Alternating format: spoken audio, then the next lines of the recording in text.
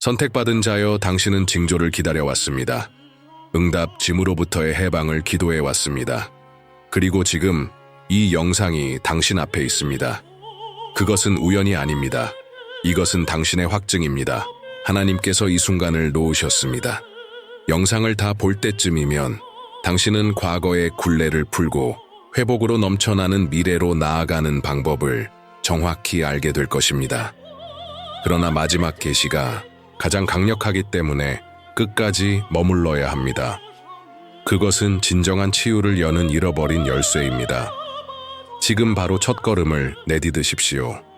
좋아요 버튼을 눌러 이 치유의 메시지를 받을 준비가 되었음을 선언하십시오. 구독하여 당신의 여정에서 신성한 인도와 연결되어 있으십시오.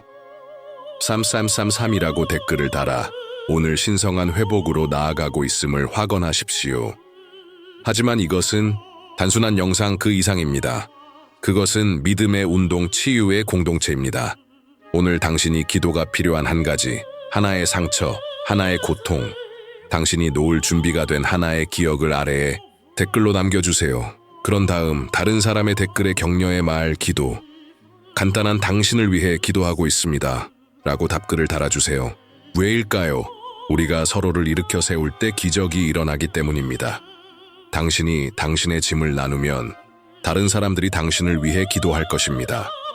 당신이 다른 사람을 위해 기도할 때 축복이 당신에게 되돌아올 것입니다. 이것이 행동하는 믿음이 작동하는 방식입니다. 그것은 집단적인 희망의 힘입니다. 지금 기도 요청을 댓글로 남겨주세요. 그리고 이 신성한 기적에 사슬에 참여하세요. 다른 사람에게 빛의 등대가 되어주고 그들이 당신에게 등대가 되게 하십시오. 대부분의 사람들은 그들의 과거가 그들을 정의한다고 생각합니다. 그들은 그 상처, 그 아픔, 그 실망들이 그들의 피부뿐만 아니라 그들의 영혼의 아주 깊은 곳에 새겨진 영구적인 문신이라고 믿습니다. 마치 돌에 새겨진 고대의 상형 문자처럼 그것들은 굴복하지 않고 변하지 않으며 그들이 바꿀 힘이 없다고 느끼는 이야기를 끊임없이 상기시켜주는 것처럼 보입니다. 그들은 외상, 배신, 상실의 테이프를 반복해서 재생하며 각각의 반복은 그들을 탈출할 수 없는 어제에 묶는 사슬을 강화합니다. 그것은 반복에 갇힌 레코드 플레이어와 같아서 똑같은 슬픈 멜로디, 즉 과거의 그림자 속에서 살아가는 삶의 사운드 트랙을 재생합니다. 그들은 철창과 콘크리트 벽으로 지어진 감옥이 아니라 훨씬 더 교활한 재료인 후회, 자기 비난, 그리고 고통스러운 말과 행동에 잔향으로 만들어진 감옥에 살고 있습니다. 이 감옥은 외부 세계에는 보이지 않지만 그 안에 갇힌 사람에게는 완전히 현실적입니다.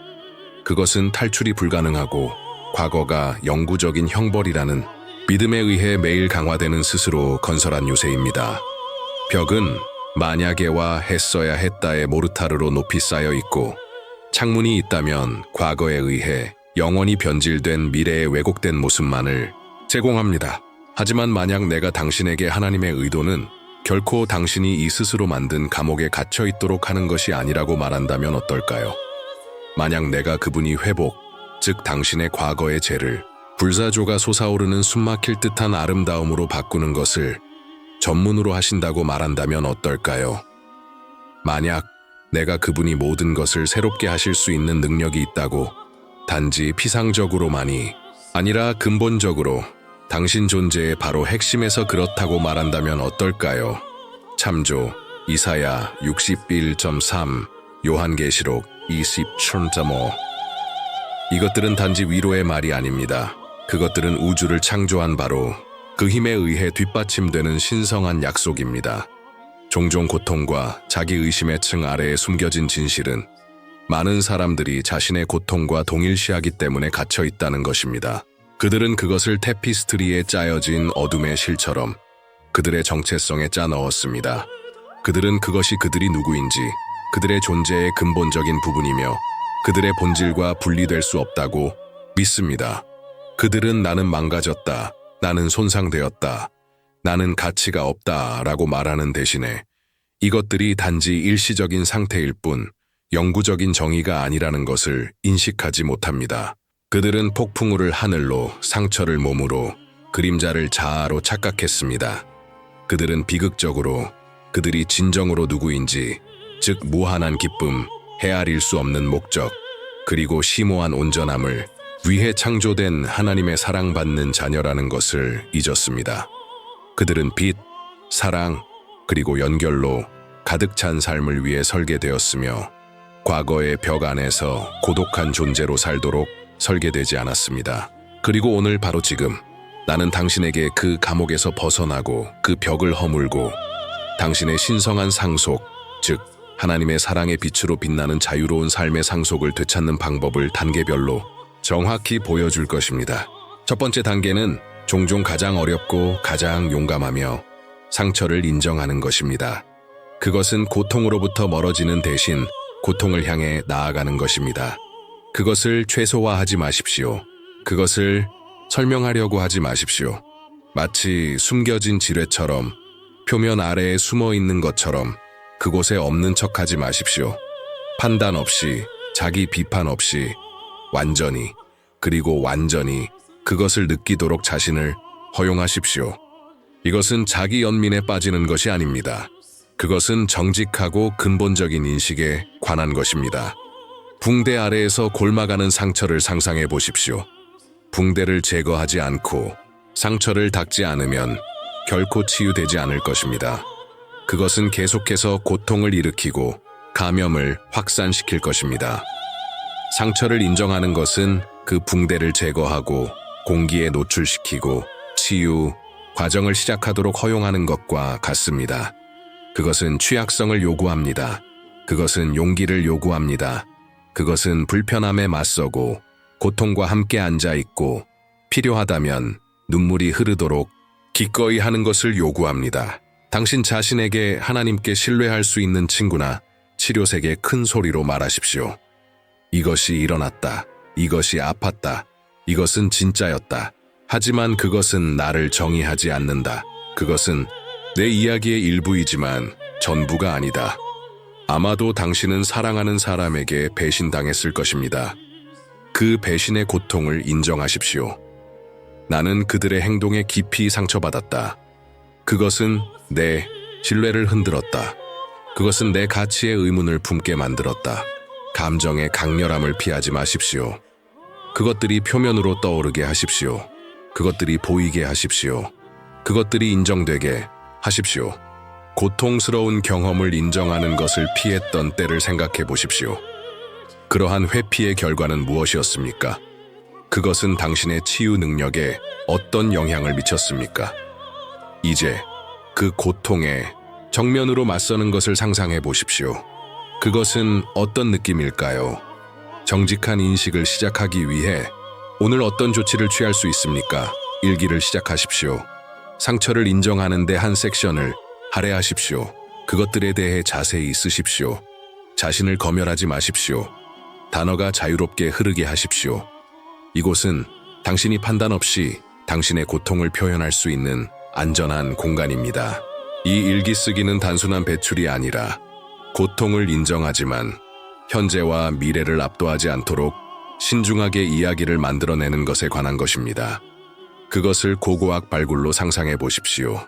당신은 과거를 조심스럽게 발굴하고 고통의 유무를 검사하지만 이해하고 궁극적으로 앞으로 나아가려는 의도로 폐허 속에 묻히지 않으려는 의도로 그렇게 합니다. 용서는 종종 오해됩니다. 그것은 일어난 일을 묵인하는 것이 아닙니다. 그것은 괜찮았다고 말하는 것이 아닙니다. 그것은 고통을 잊거나 일어나지 않은 척하는 것이 아닙니다. 그것은 당신을 아프게 한 사람을 놓아주는 것이 아닙니다. 그것은 당신을 과거에 묶어두는 분개, 쓰라림, 분노의 유독한 소나기를 놓는 것에 관한 것입니다. 마치 무거운 무게에 묶인 죄수처럼 말입니다. 분개는 독약을 마시고 다른 사람이 죽기를 기대하는 것과 같습니다. 그것은 당신에게만 해를 끼칩니다. 그것은 당신의 평화, 당신의 기쁨, 다른 사람들과 사랑하고 연결하는 당신의 능력을 갉아먹습니다. 용서는 그 독약에 대한 해독제입니다. 그것은 족쇄를 푸는 열쇠이며 당신을 자유롭게 앞으로 나아가게 합니다. 당신을 아프게 한 사람들을 용서하십시오. 그들이 결코 사과하지 않더라도, 그들이 그것을 받을 자격이 없더라도 말입니다. 그들을 용서하십시오. 그들을 위해서가 아니라 당신 자신을 위해서 말입니다. 용서는 당신이 자신에게 주는 선물입니다. 그리고 가장 중요한 것은 당신 자신을 용서하십시오. 당신은 실수를 저질렀을 수도 있습니다. 당신은 후회를 할 수도 있습니다. 당신은 어떤 식으로든 상황에 기여했을 수도 있습니다. 하지만 당신은 그 당시 당신이 알고 있던 것으로 최선을 다했습니다. 자기 비난의 짐에서 자신을 풀어주십시오. 당신은 사랑과 치유를 받을 자격이 있는 것처럼 용서를 받을 가치가 있습니다. 만약 당신이 부모에게 끊임없이 비판을 받았다면 용서는 그들을 향해 품고 있는 분노와 분개를 놓는 것을 의미할 수 있습니다. 그것은 그들의 비판이 정당하다고 말하는 것을 의미하지 않습니다. 그것은 더 이상 그들의 말이 당신의 자존감을 정의하도록 허용하지 않기로 선택하는 것을 의미합니다. 용서해야 할 사람이 있다고 생각해 보십시오. 그 용서를 베푸는 것을 막는 것은 무엇입니까? 그 짐을 놓으면 어떤 느낌일까요? 용서를 향해 오늘 어떤 작은 발걸음을 내디딜 수 있습니까? 용서해야 할 사람에게 편지를 쓰십시오. 보낼 필요는 없습니다. 당신의 고통, 당신의 분노, 당신의 분개를 표현하십시오. 그런 다음 용서의 진술을 쓰십시오. 예를 들어, 나는 당신을 특정 행동에 대해 용서하기로 선택합니다. 나는 당신을 나의 분노와 분개로부터 풀어줍니다. 나는 평화롭게 앞으로 나아가기로 선택합니다. 또한 자기 용서를 실천하십시오. 당신 자신에게 편지를 써서 당신의 실수와 후회를 인정하고 그런 다음 당신 자신에게 연민과 용서를 제공하십시오. 이 편지 쓰기를 일회성 이벤트가 아니라 프로세스로 여기십시오. 당신은 여러 통의 편지를 쓸 수도 있고 각 편지는 분개 또는 자기 비난의 또 다른 층을 벗겨낼 수도 있습니다. 당신은 그것을 중심으로 의식을 만들 수도 있고 해방의 상징적인 행위로 편지를 물론 안전하게 태울 수도 있습니다. 모든 흉터는 이야기를 들려줍니다. 육체적인 흉터는 치유된 상처에 대한 증거입니다. 감정적인 흉터도 마찬가지일 수 있습니다. 하지만 당신은 그 이야기가 어떻게 전해질지 선택할 수 있습니다. 당신은 이야기를 다시 쓰고 관점을 바꾸고 고통 속에서 의미와 목적을 찾을 힘이 있습니다. 당신 자신을 고통의 수동적인 수혜자인 희생자로 보는 대신에 역경을 극복한 생존자, 전사로 여기십시오. 아무리 고통스럽더라도 그 경험으로부터 무엇을 배웠습니까? 어떤 내면의 힘을 발견했습니까? 어떤 회복력을 키웠습니까? 그것은 당신을 오늘날의 연민, 공감 강한 사람으로 어떻게 만들었습니까? 고통을 쇠약하게 만드는 비극이 아니라 심오한 성장의 촉매제, 당신의 정신이 단련된 도가니로 재구성하십시오. 이것은 고통을 부정하거나 좋은 일이라고 척하는 것에 관한 것이 아닙니다. 그것은 은선, 숨겨진 축복, 배운 교훈을 찾는 것에 관한 것입니다. 가장 어두운 시대에도 항상 빛, 성장, 변화의 가능성이 있다는 것을 인식하는 것에 관한 것입니다. 깨진 도자기가 금으로 수선되는 일본의 킨츠기 예술을 생각해 보십시오. 균열은 숨겨지지 않습니다. 그것들은 강조되어 물체의 독특한 아름다움의 일부가 됩니다.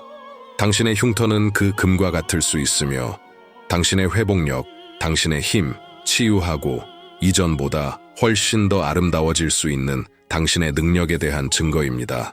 만약 당신이 어려운 어린 시절을 경험했다면 당신이 개발한 회복력, 고통받은 다른 사람들에 대해 얻은 공감 또는 당신 자신과 당신의 자녀를 위해 더 나은 삶을 창조하려는 당신의 현재 결의에 초점을 맞춤으로써 그 경험을 재구성할 수 있습니다.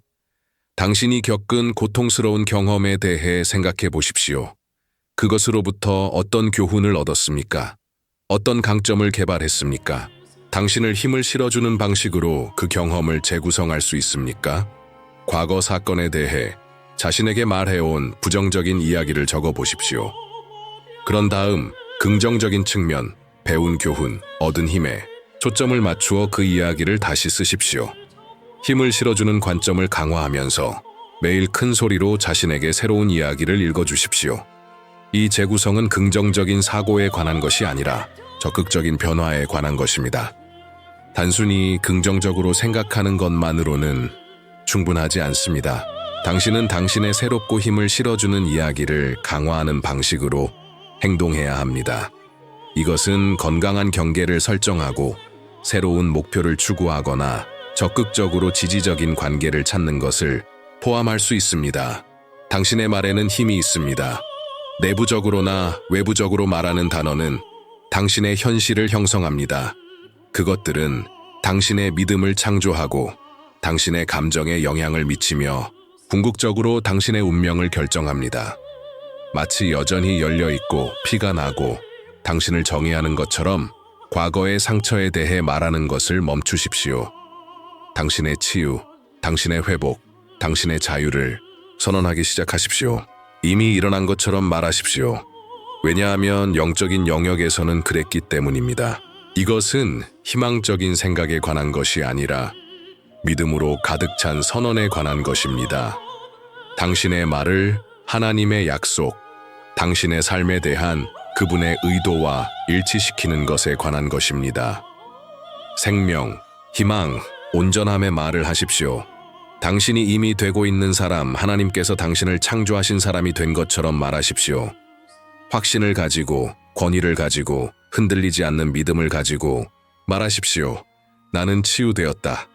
나는 온전하다. 내 미래는 밝다. 하나님께서는 내 삶의 모든 것을 회복하고 계신다. 나는 내 과거의 고통에서 자유롭다. 나는 내 신성한 목적 안에서 걷고 있다. 나는 항상 혼자가 될 것이다 라고 말하는 대신에 나는 사랑과 연결을 받을 준비가 되었다. 하나님께서는 올바른 사람들을 내 삶에 데려오고 계신다라고 말하십시오. 나는 결코 성공하지 못할 것이다라고 말하는 대신에 나는 유능하고 능력이 있다. 하나님께서는 나를 위해 기회의 문을 열고 계신다라고 말하십시오. 당신 자신과 당신의 미래에 대해 어떤 부정적인 말을 해왔습니까? 그것들을 어떤 긍정적인 선언으로 대체할 수 있습니까? 어떻게 생명을 말하는 것을 매일의 습관으로 만들 수 있습니까? 하나님의 약속과 치유와 회복에 대한 당신의 소망에 근거한 긍정 목록을 만드십시오. 매일 아침과 저녁에 큰 소리로 이러한 긍정을 말하십시오. 스티커 메모에 적어 하루 종일 볼 수 있는 곳에 놓으십시오. 당신의 말이 당신의 치유 여정에 대한 끊임없는 알림이 되게 하십시오. 이러한 긍정을 당신의 잠재의식의 비옥한 땅에 심고 있는 씨앗으로 여기십시오. 반복과 믿음으로 규칙적으로 물을 주면 치유와 온전함의 수확으로 자라날 것입니다. 이것은 중요한 마지막 단계이며 이전의 모든 단계의 정점입니다. 당신은 상처를 인정했고 당신 자신과 다른 사람들을 용서했고 이야기를 재구성했고 당신의 회복을 선언했습니다. 이제 당신은 항복해야 합니다. 치유 과정을 통제해야 할 필요성을 놓으십시오. 모든 것을 파악하고 왜 일이 일어난 방식대로 일어났는지 이해하려고 노력하는 것을 멈추십시오. 과거에 대한 당신의 집착을 풀고 하나님의 흔들리지 않는 사랑과 무한한 능력에 당신의 완전한 신뢰를 두십시오. 항복은 수동적인 체념이 아닙니다. 그것은 적극적인 믿음입니다. 당신이 그것을 볼 수 없을 때조차, 당신이 그것을 이해하지 못할 때조차 하나님께서 일하고 계신다고 믿는 것입니다. 그분의 길이 당신의 길보다 높고 그분의 생각이 당신의 생각보다 높다는 것을 아는 것입니다. 이사야 55:8-9. 그분은 가장 고통스럽고 가장 부당해 보이는 것들조차 당신의 유익을 위해 모든 것을 함께 일하고 계신다고 믿는 것입니다. 로마서 8:28. 외를 이해해야 할 필요성을 놓고 그분이 완벽한 시기에 그분의 완벽한 방식으로 당신을 완전히 치유하실 것이라는 믿음을 받아들이십시오. 항복은 비둘기를 하늘로 풀어주는 것과 같으며 그것이 집으로 가는 길을 찾을 것이라고 믿는 것입니다. 그것은 노를 놓고 하나님의 은혜의 흐름이 당신을 치유와 온전함의 해안으로 데려가도록 허용하는 것입니다. 만약 당신이 특정한 상실을 경험한 이유를 이해하는데 어려움을 겪고 있다면 그 질문을 하나님께 항복하십시오. 아직 볼 수 없더라도 그분이 목적을 가지고 계신다고 믿으십시오. 그분의 사랑, 그분의 임재, 결코 당신을 떠나지도 버리지도 않으실 것이라는 그분의 약속에 초점을 맞추십시오. 신명기 31:6. 당신이 하나님께 항복해야 할 붙잡고 있는 것은 무엇입니까? 어떤 두려움이나 의심이 당신이 그분을 완전히 신뢰하는 것을 막고 있습니까? 통제를 완전히 놓고 하나님께서 떠맡으시도록 허용하면 어떤 느낌일까요? 매일의 항복 기도를 실천하십시오. 당신은 하나님, 저는 저의 고통, 저의 두려움, 저의 의심, 저의 과거를 당신께 항복합니다. 저는 당신께서 모든 것을 저의 유익을 위해 함께 일하고 계신다고 믿습니다. 저는 통제해야 할 필요성을 놓고 당신의 제 삶에 대한 완벽한 뜻을 받아들입니다. 매일 당신을 더 깊이 신뢰하도록 도와주십시오와 같이 말할 수 있습니다. 조용한 묵상의 시간을 보내면서 하나님의 인도하심에 귀를 기울이고 그분의 평화가 당신을 채우도록 하십시오. 이 항복을 시각화하십시오. 당신이 육체적으로 당신의 짐을 하나님께 넘겨드리고 그분의 발 앞에 놓고 그분의 보살핌 속으로 풀어놓는 것을 상상해 보십시오. 놓아주는 것과 함께 오는 가벼움, 모든 이해를 초월하는 평화를 느껴보십시오. 선택받은 자여, 여기에 진실, 핵심 메시지, 당신의 전체 관점을 바꾸고 지속적인 치유의 문을 열 수 있는 심오한 계시가 있습니다. 당신의 치유는 먼 미래의 목적지가 아니며 수년 안에 투쟁 끝에 언젠가 도착하게 될 곳이 아닙니다. 그것은 바로 지금, 바로 이 순간에 당신에게 제공됩니다. 그것은 현재의 현실이며 사랑하는 하나님께서 자유롭게 제공하시는 선물입니다. 당신의 과거의 흉터, 너무 영구적이고 너무 정의적인 것처럼 보였던 상처는 당신의 내일을 지시할 필요가 없습니다. 그것들은 최종적인 발언권을 갖지 않습니다.